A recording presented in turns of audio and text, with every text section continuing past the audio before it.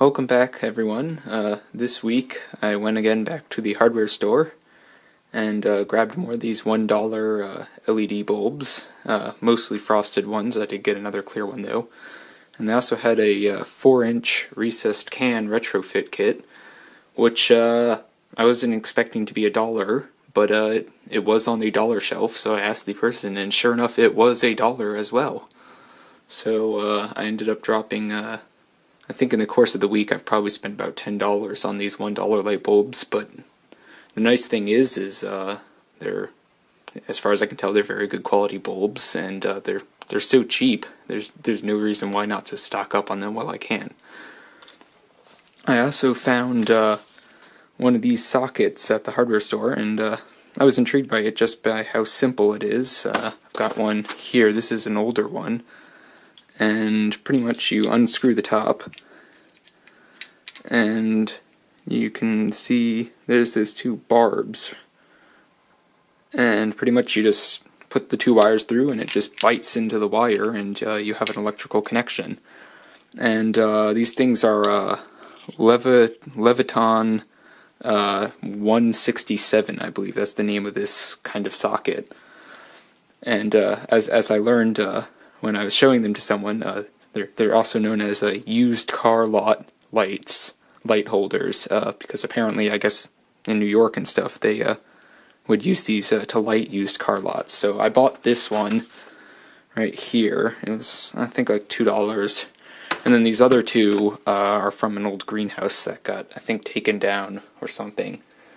So my plan is to get a bunch of these, and right now I have just 2 of them on this wall cord. I'll go put a third one on so you can see how they go on. But I figure as I have a bunch of these $1 frosted LED bulbs, I could go make a really nice long strand of these things. It would look really nice and use a fraction of the power if they were all 40-watt lamps. So that's an idea of a project I might work on later on. But obviously right now I might as well just stock up on all the bulbs. So let me go show you how easy it is to install one of these things. I have the wire marked out. You can see this little black dot here to tell me where to put the next one, because I'm trying to keep them about a foot apart to keep it uniform. Although it really doesn't matter if I mess it up, because this is just a test wire anyway.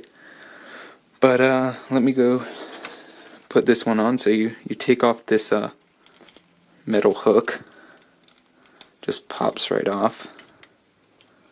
Well, now I'm going to have to eat my words. There we go. So you just pop off the metal hook, unscrew the top, and then the best way to look at which one is load and neutral, obviously you have the wire color coded, load and then neutral. So there's these 2 barbs, and then you just look on the other side. Right, the middle one goes to this barb, so this one will go on the load side, and then it's as simple as feeding it in like that, and then you just back down on it with the screw top, and you'll have an electrical connection just like that.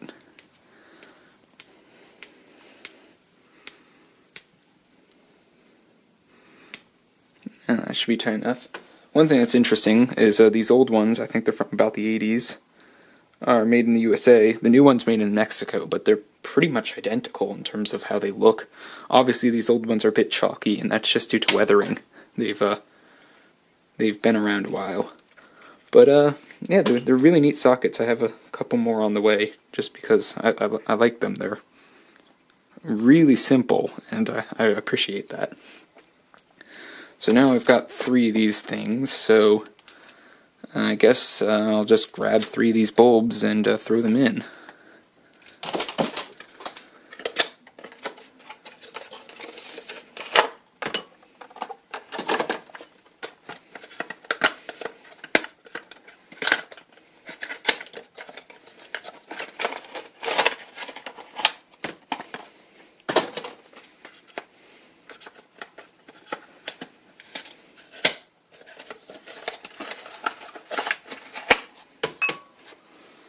I'll just put them each in the socket.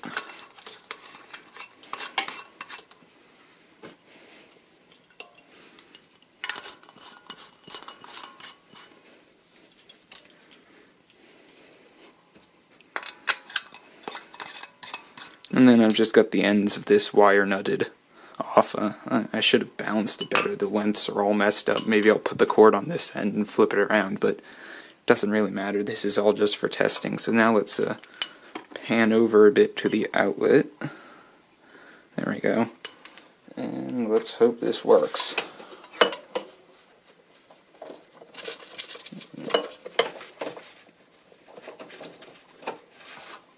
And there you have it. So you get a really nice light off of those 3 bulbs.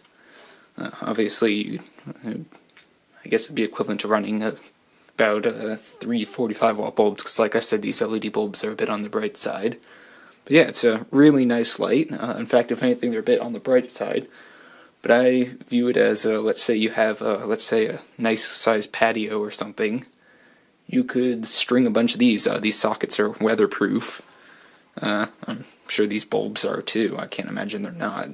They're sealed and vacuum sealed at any point, or some kind of seal in there to hold whatever gas is in there.